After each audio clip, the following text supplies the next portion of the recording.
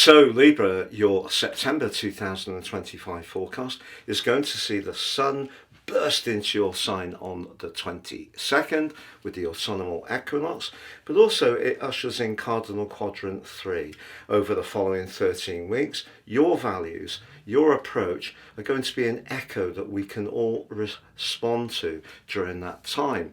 Now, of course, over the next 4 weeks from the 22nd, that's going to be a key time for you to initiate. But that doesn't mean to say you can't initiate this month, because Mars, the planet of passion, retains its place in your sign, ironically, through to the 22nd. So if there is something you're working on that helps you express your individual talent, you can still continue to beaver away.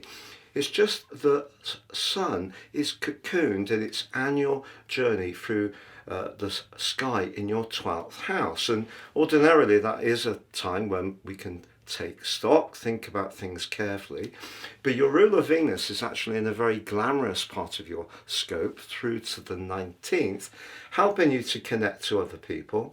But perhaps the sun in the 12th, and it's linked to Venus, which is through the first 3 weeks in a semi-sextile, is going to make you more conscious of the value of people you can truly trust and rely upon.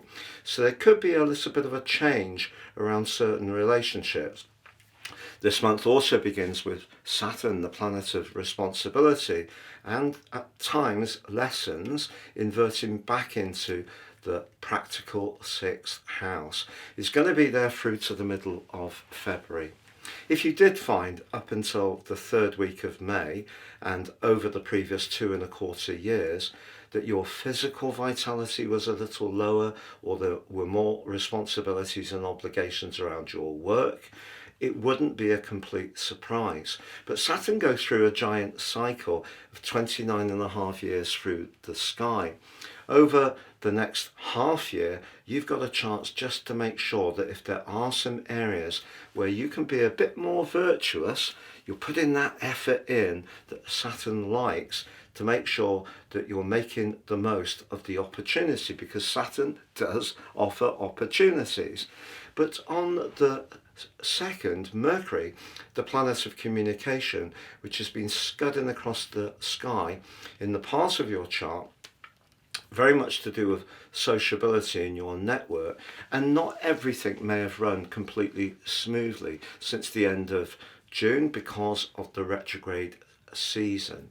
But Mercury moving into your 12th house does require some care, because this is an area that in the sign of Virgo that Mercury can shine in. It rules the sign. It's going to come into an exact conjunction with the sun on the 13th, a Cazimi, and your psychological prowess and ability to cut through and get to the nub of important information is definitely going to be amplified.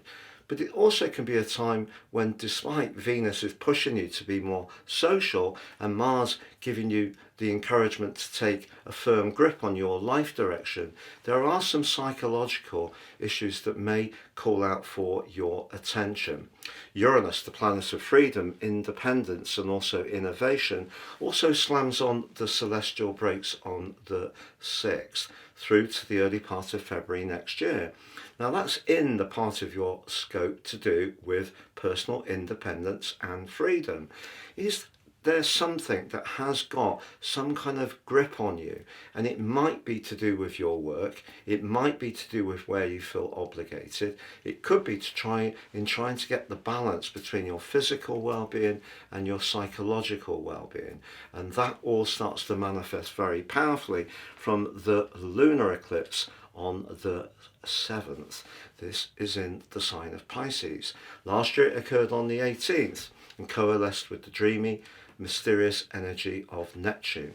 This year the lunar eclipse links with the North Node, but with Saturn back in this area too, I feel this is an opportunity, particularly with Jupiter in a very powerful part of your chart, the ruler of Pisces traditionally, amplifying the benefits that can come from the moon linking with the node.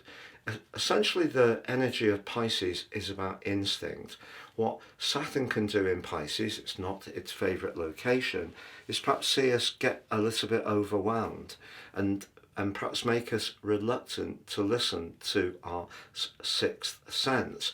But I think what Jupiter exalted in Cancer is encouraging you to do, if something feels right, to change it, something that is out of alignment between what you give and get, particularly around your welfare, then I feel the combination between Mercury and the Sun, which really starts to increase through to the peak on the 13th, could see you thinking very deeply, but also perhaps separating a little bit from others.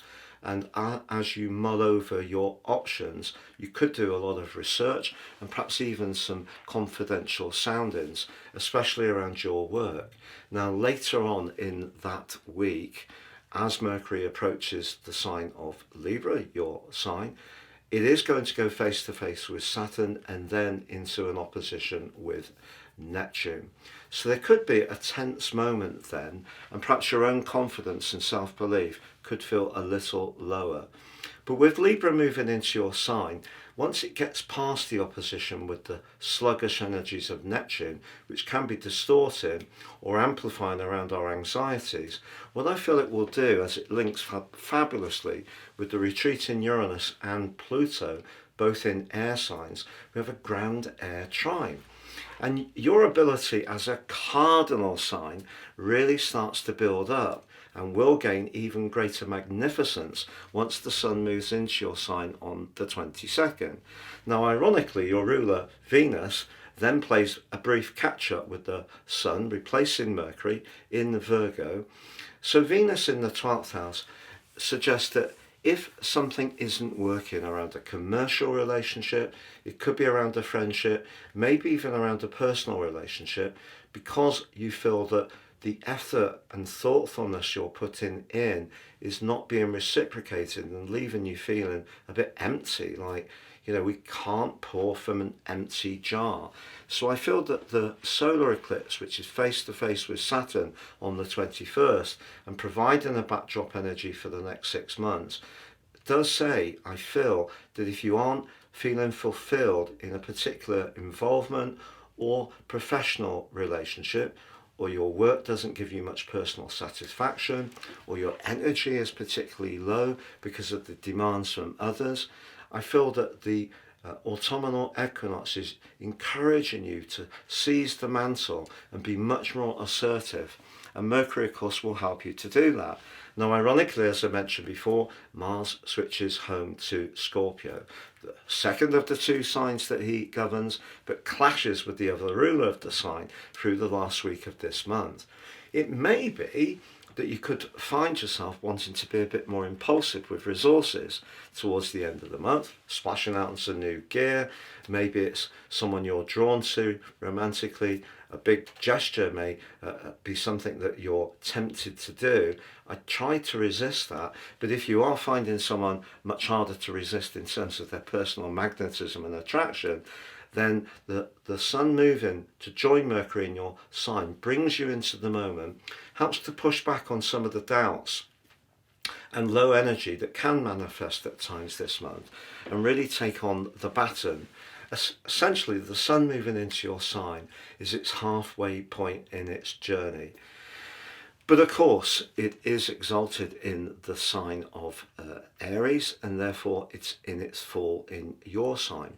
But what I would say is that I feel that Western tropical astrology was predicated on Mediterranean culture. It's obviously quite ancient. We can think of masculine and feminine. Your ruler Venus is feminine, but your sign is masculine. So use that Sun energy to burnish your determination and desire to thrust forwards in a very determined way towards the end of this month. But Mars does give you the chance to do that throughout this month, and also with Venus coalescing very, very well with the Sun, and also Jupiter links brilliantly to the Sun from about the 5th through to the end of week 2. So the discussions you have behind the scenes, they may even be very private ones. You may even be asked to keep a confidence until later in the year, but they could be very encouraging indeed. So the main thing to achieve this month, Libra, is definitely to keep the faith. But if things are out of kilter between sacrifice and dedication in your life, you do need to attend to that, and particularly once the sun moves into your sign on the 22nd. If you'd like to work with me one-to-one, please check out my testimonials below. Please also check out my new website at patrickarundell.com. You can download your free natal chart with a stunning free interpretation. Enjoy my wonderful 3 free card tarot, or sign up for your free daily horoscope fired to your device each day.